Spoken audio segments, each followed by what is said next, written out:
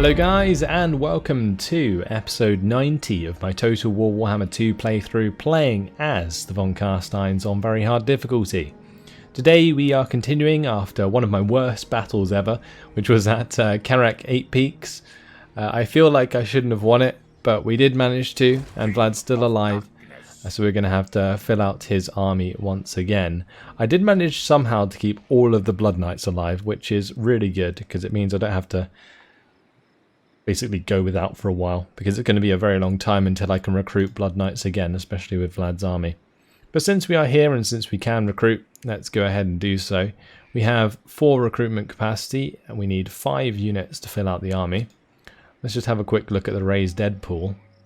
Wow, would you look at that?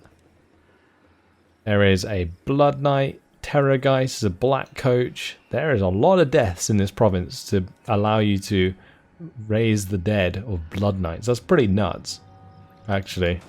It's crazy. Can I do that with Isabella? I don't think she's quite in the right place, but it would be very tempting to give her another unit of Blood Knights.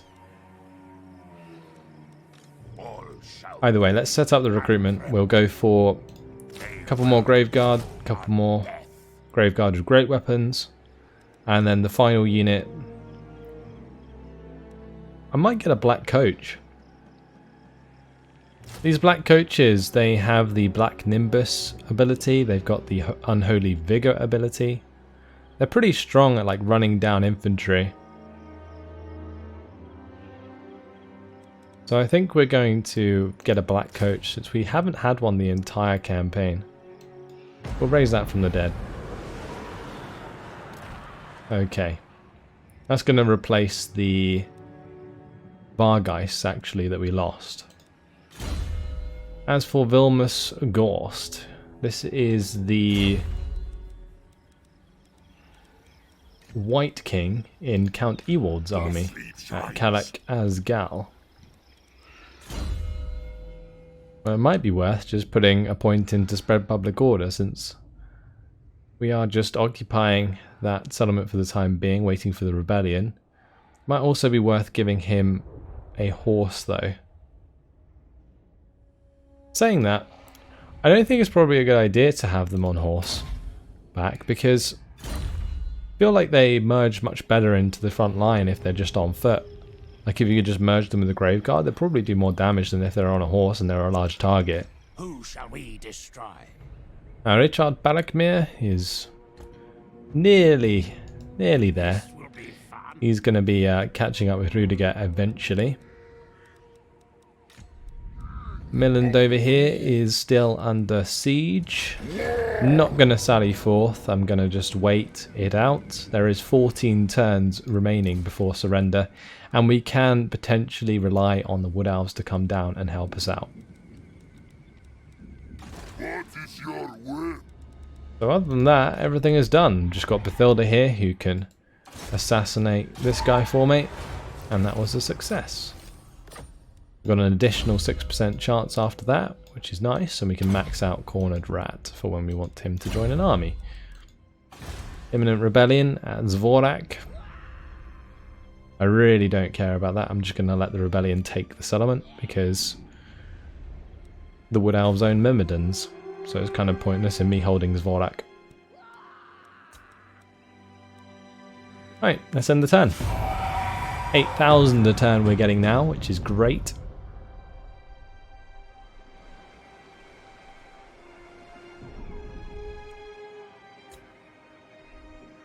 Doesn't look like the Greenskins are moving their armies much. Maybe they are further south.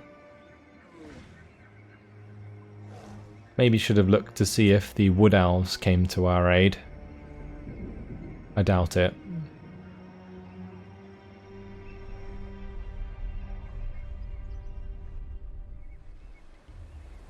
Is that the Death Hag out of Hellebrand's army? Might be. So that's another Black Ark. The Black Arks can actually hit the coastal settlements. So I do need to be a little bit worried about that, I think. Well, as far as I know, they can hit the coastal settlements. Meanwhile, Marathi just colonizing a bunch of land. But the next thing we're going to be doing is wiping out the Skull Takers, and then we can just continue along the shore and wipe out the Dark Elves there.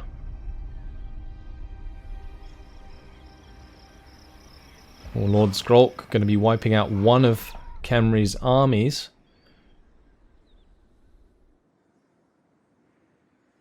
And a failure of wound target against my Banshee. King Sunafret going for Crooked Fang Fort now. Isn't happy about losing that army, that's for sure. But I'm glad they're holding them in their place. Even if I do kind of want that settlement to complete the province.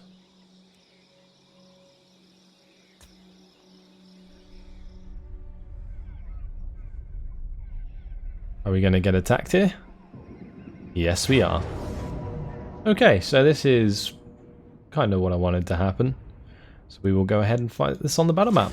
Wipe out the Skull Takers.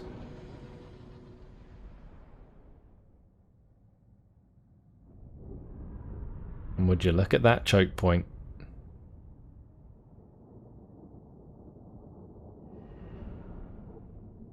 I could probably use a Necromancer in this army, honestly, since I'm relying so heavily on the skeletons. And now I have money to actually recruit more units. I probably should. Oh, it's icy. Look at that. Very cool. Like an icy river.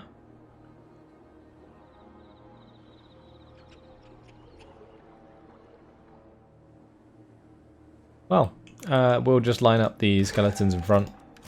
They can take the initial beating. And then we'll have a Grave Guard behind those, and a Grave Guard with great weapons behind those, with the Blood Knights at the back. Cool, we'll gamble for more wins, and we'll start the deployment, start the battle.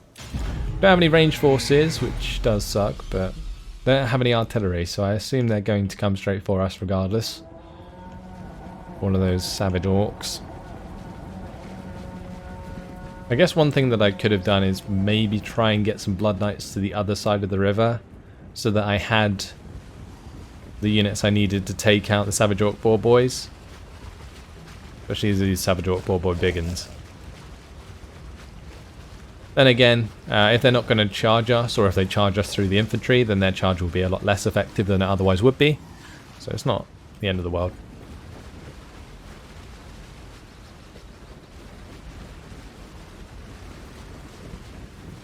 I must be getting cold feet. And here they come. My skeleton line will hold. Really inconsequential ranged fire there. Okay, we can get a couple of Blood Knights to this right side. That's a good idea, just to take on the trolls.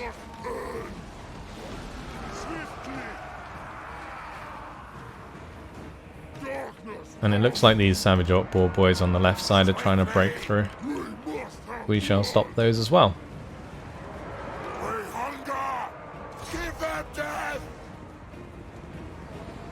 Good.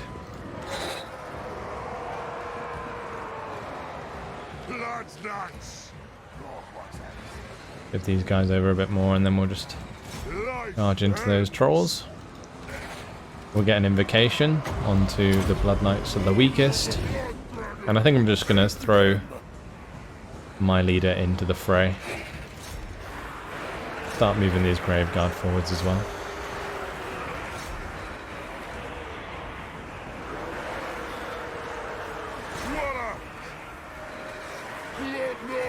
Right, these two units need to finish off these trolls.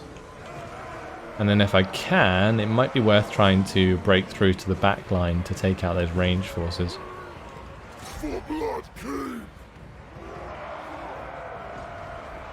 Then again, we are kind of getting stuck here on the other units, so we're just going to fall back for the time being. Have these Blood Knights come back as well.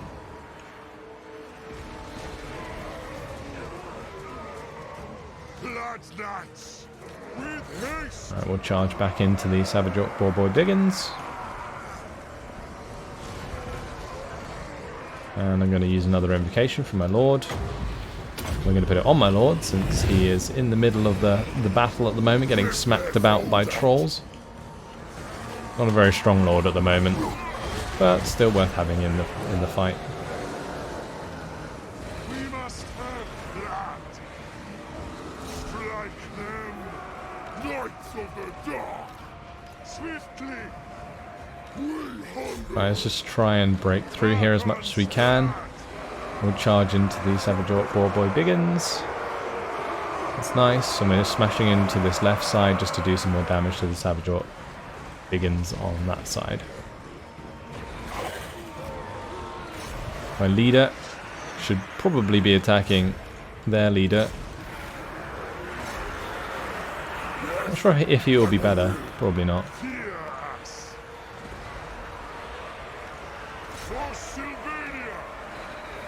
There's no way these Blood Knights are getting through on the left side. Maybe I'll just bring them back again, maybe go for another charge. We've got all of our units engaged now, which is nice. Go for a double invocation here onto both of these Blood Knights ahead of us.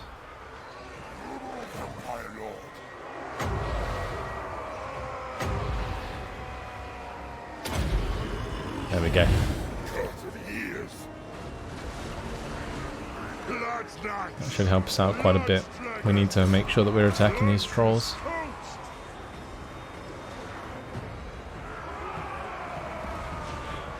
The trolls like doing free damage like that really sucks. So just got to make sure that I cut them down. And then we can focus on the Savage Orcs and the Savage Orc Boar Biggins. Let's see if we can get another charge in here. Do a bit more damage on that left side. It looks like our Lord is winning. That's great. Vampire Lords are actually pretty damn strong. I think like base damage is actually pretty high on Vampire Lords compared to the base damage of other Lords. Go for a big old invocation on the left side. I'm going to have all of the units charge over there. And we'll invocate together.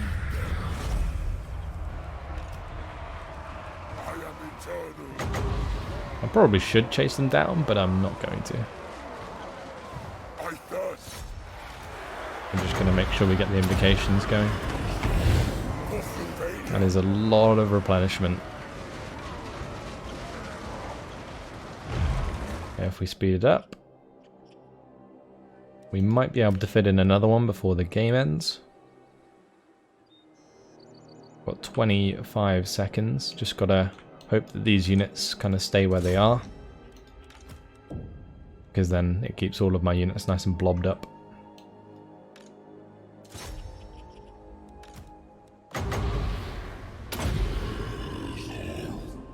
All of the Blood Knights managed to get that one, so that's good.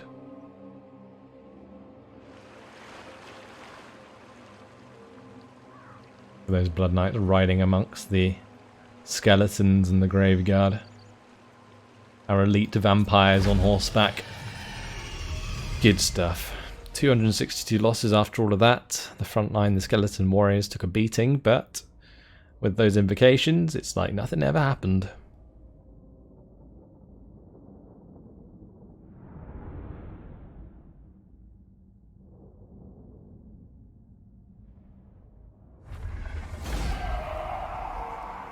And we will take the replenishment on top of that. Just so that we can wipe them out. They are asking for a non-aggression pact. That's apparently high chance. Why don't we ask for some more money then? 2,000 is apparently low chance. Maybe they just don't have that much to give us. Yeah, it must be very, very close to the threshold.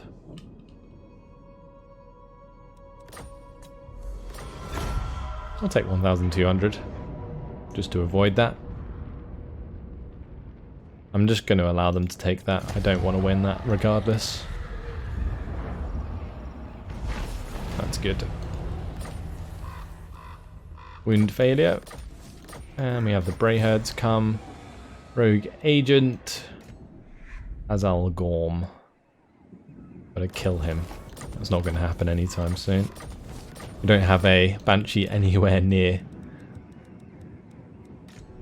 The Thilder though can try and fire back with an assassination attempt. Failure. And this is Bernard. He is now level 5. Good for him. Let's give him the Aura of Supremacy. And now he can wipe out this army for us. Just a quick auto-resolve. We'll return the captives for the extra cash, and now we'll just jump into the Tower of Crack.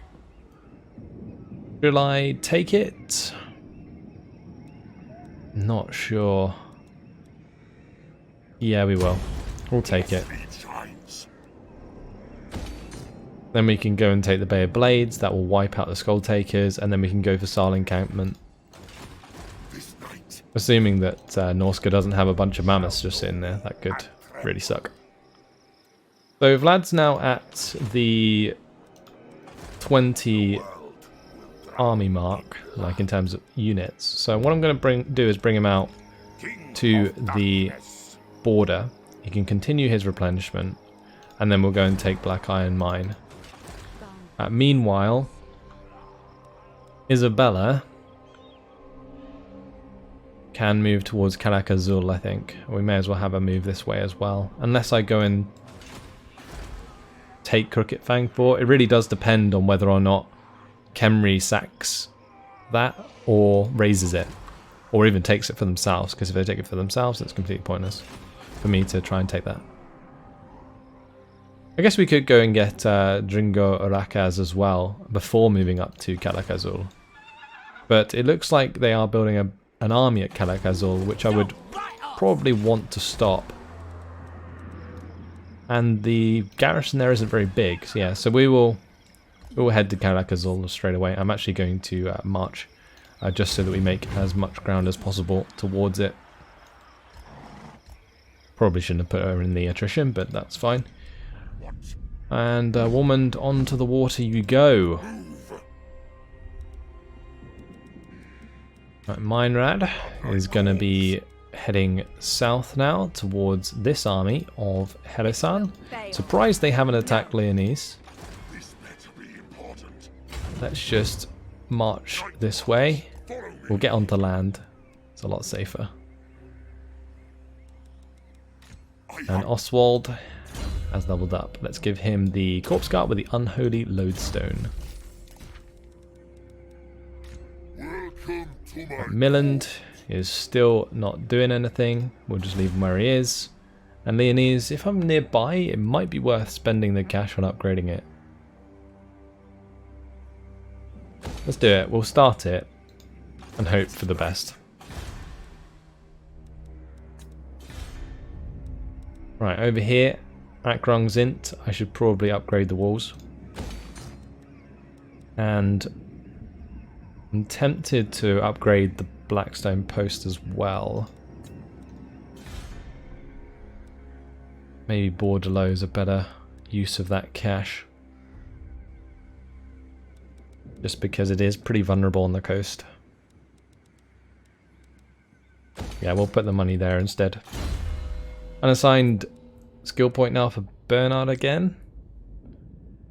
Let's upgrade the invocation just to make sure that we do have that ability. Then we got Count Ewald. He's going to be wiping out the rebellion for us this turn.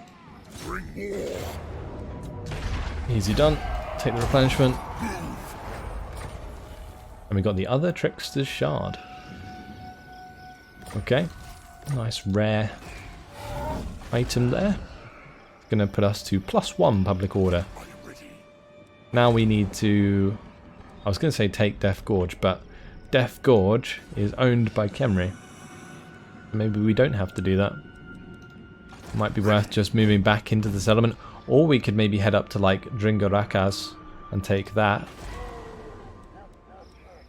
At Karakaz Gal I should be building either walls or the Balefire Brazier. I think I'm going to go for walls first, just so I know that they are there. Darkness comes. And we'll move Count Ewald. Maybe around to Djungarakaz.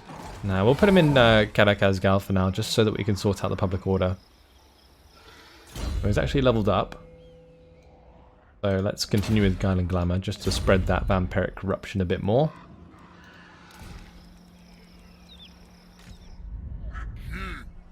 Don't want to move Milland, and Rudiger, he's heading up to Karagadron just to take that for us, which is good. Only -1 public order per turn now in Barag Dawazbag and the Blood River Valley. Could probably make that positive if I put this on plus public order, but seems like a waste. I could also set this now to Harvest Corpses.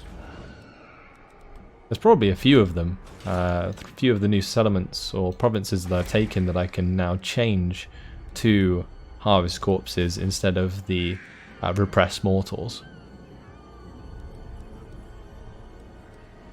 Here is one where I'll probably change it to the public order for now.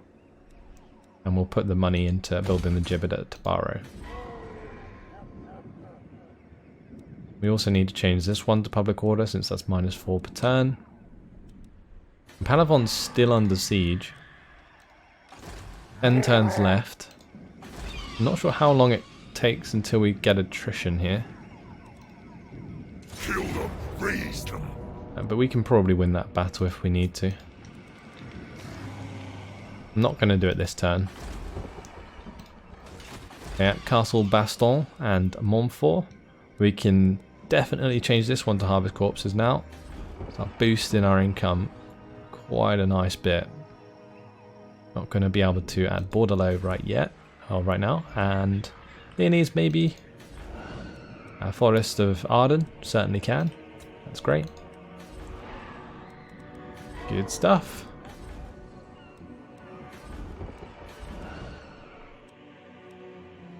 Vistenland is another one where we can change it to tax rate now. Our income's gonna spike. This is gonna be really, really nice. Really good bonus. Arazakarak also under siege now. It's very surprising they haven't actually outright attacked us. This army's a lot more difficult to deal with. Right. Count Ewald is staying where he is. Richard is working his way up. And that's all our cash spent. So let's end the turn.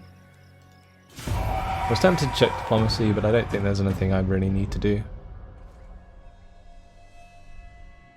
Got Grimgor Ironhide go. Certainly taking the fight to Khemri. That's for sure.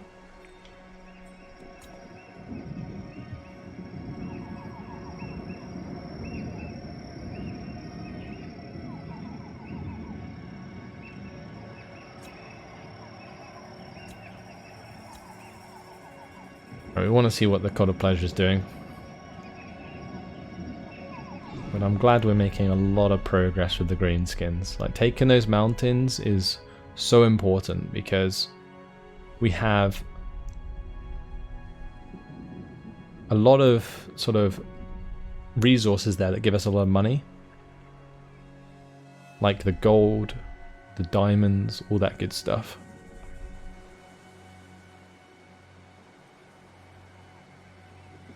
I think I'm going to have to send my army coming up from the south to fight the Dark Elves over to the Black Ark.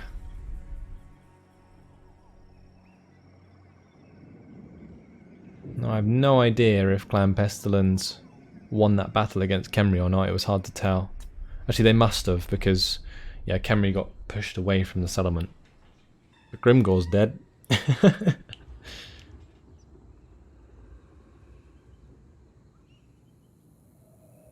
Fighting these armies of Khemri is going to be very difficult. Not looking forward to it. Finally. Palavon is going to be attacked.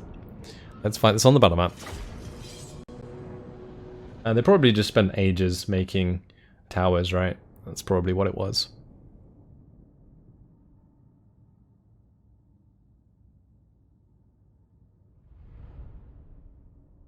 The thing is, with vampire rebellions, is you don't have to worry about ranged attacks. So I can just have all of my units on the walls regardless. We'll just take everything off the walls for the time being, because I want to make sure that I have the units in the right place. I'm going to put the grave guard there and there.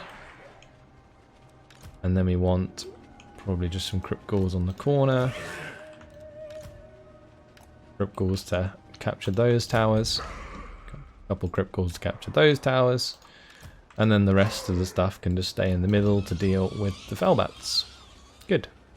And we'll gamble for more wins and we'll start the deployment. Off we go. We need to target not the towers but the units behind them. So I'm just going to fire at the ones that are off to the side.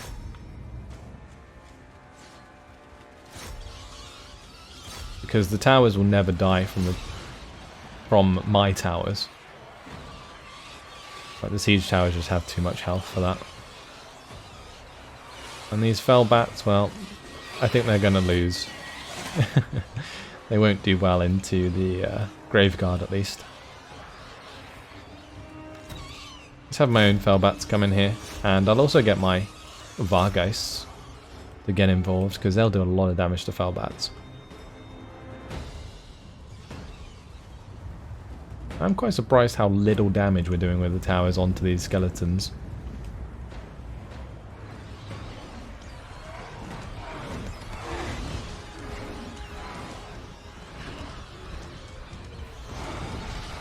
These fellbats fighting to the death.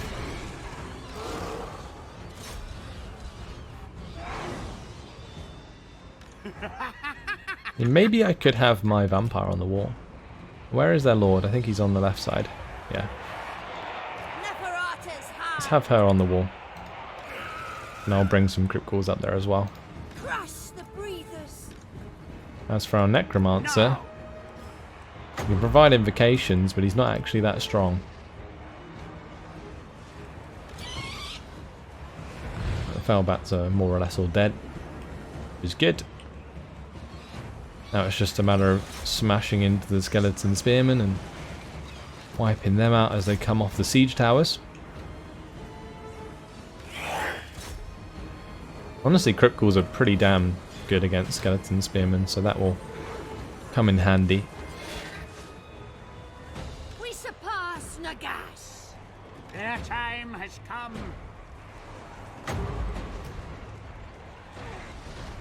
Okay, those crypt ghouls are on the wall, so I can't invocate them. We'll just bring them off briefly.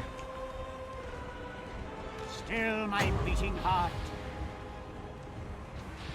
A new order comes. And then we can have them engage the skeleton spearmen.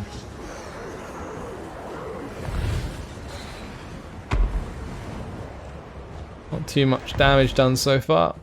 Probably just going to speed it up since it's just an actual grind against all of the skeleton spearmen. Have the Vargeist take off and then just do like a charge. Much better way of doing things.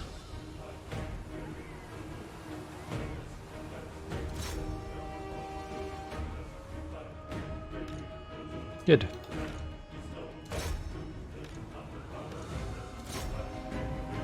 Get involved on this side. Another unit of skeleton spearmen coming up. They must have like a lot of them. Most of them will be dead by now. Not the most interesting battle ever, but worth playing out, just so that the auto-resolve does not screw me.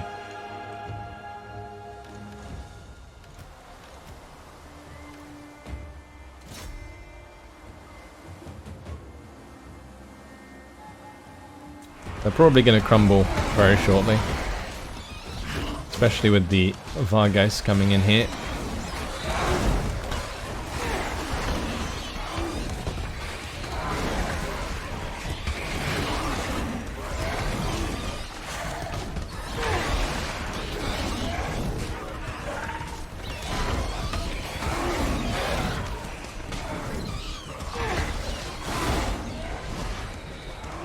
unit is definitely dealt with.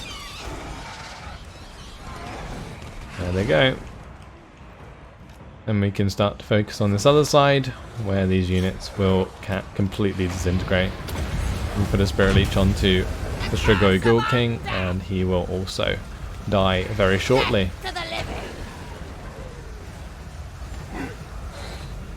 There we go. He is dead.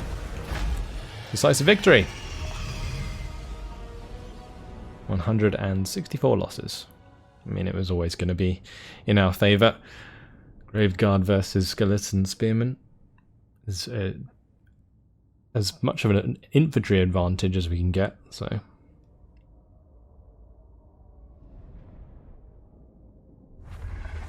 That's great. We'll take the money from that. And I don't think we'll get another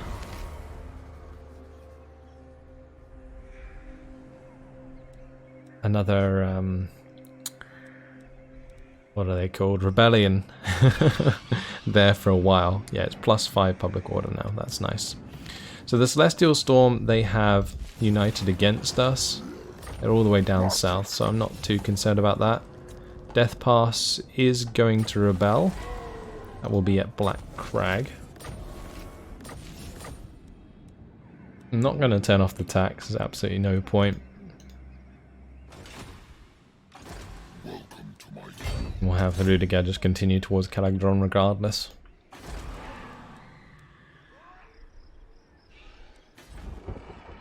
At Valea's Sorrow, I am going to upgrade this. We'll start building the walls there when we can. And now that I've used Karak 8 Peaks to build my units, I should probably build into that settlement. We'll get the Gibbet, we'll get the Balefire Brazier, we'll keep the Forbidden Library, but we'll get rid of these two. And I'll replace those with walls and maybe the Awakened Battlefield, but more than likely the Vampire Crypts if I can afford it.